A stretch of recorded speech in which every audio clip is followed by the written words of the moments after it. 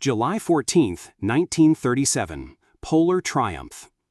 Three Soviet aviators, pilot Mikhail Gromov, co-pilot Andrei Yumashev, and navigator Sergei Danilin, completed a record-breaking transpolar flight. They departed Moscow on July 12 aboard a Tupolev AN-T-25, a long-range aircraft designed for intercontinental missions. After approximately 62 hours and 17 minutes in the air and covering over 6,300 miles, they landed in a cow pasture near San Jacinto, California.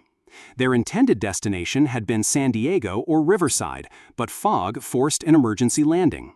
The Tupolev AN-T-25 was a single-engine aircraft with a wingspan of 125 feet.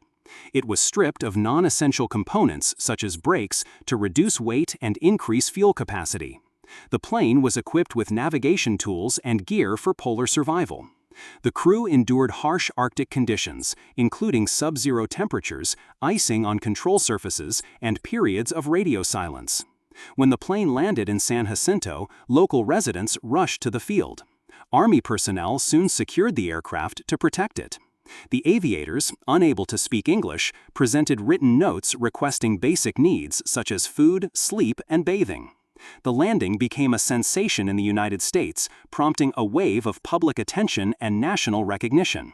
Following the landing, the Soviet crew began a 3-week goodwill tour of the United States. They visited Los Angeles, where they were honored with a parade and granted honorary citizenship. They continued to San Francisco, Washington, D.C., and New York City. The aviators also met with President Franklin D. Roosevelt at the White House. This flight established a new non-stop distance record of over 10,148 kilometers, more than 6,000 miles. It was the second Soviet transpolar flight completed that year. The earlier flight, led by pilot Valery Chkalov, had landed in Vancouver, Washington in June 1937. Together, these missions demonstrated the viability of trans-Arctic air routes and highlighted the capabilities of Soviet aviation. The achievement held major significance for the Soviet Union. It was used as evidence of Soviet technological development and engineering strength. All three aviators were awarded the title Hero of the Soviet Union. Each of them went on to hold high-ranking military positions during World War II. The flight became a central part of Soviet aviation history. In the United States, the mission earned admiration and sparked public interest in international aviation. It also served as a rare moment of positive U.S.-Soviet engagement before the Cold War. Although political tensions remained, the reception of the Soviet crew revealed a mutual respect for pioneering achievement. The pasture in San Jacinto where the plane landed was later declared California Historical Landmark number 989. A monument was erected at the landing site to honor the event.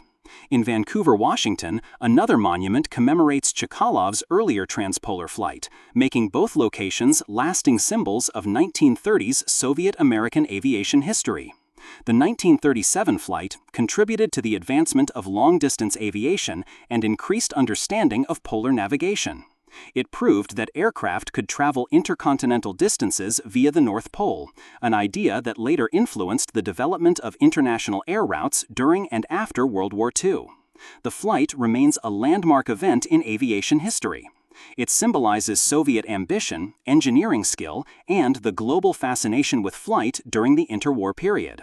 The landing in California not only marked a triumph of endurance and navigation, but also left a legacy of cross-cultural recognition during a time of emerging global tension.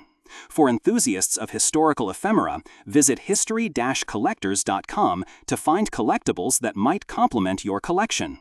You can own a piece of history.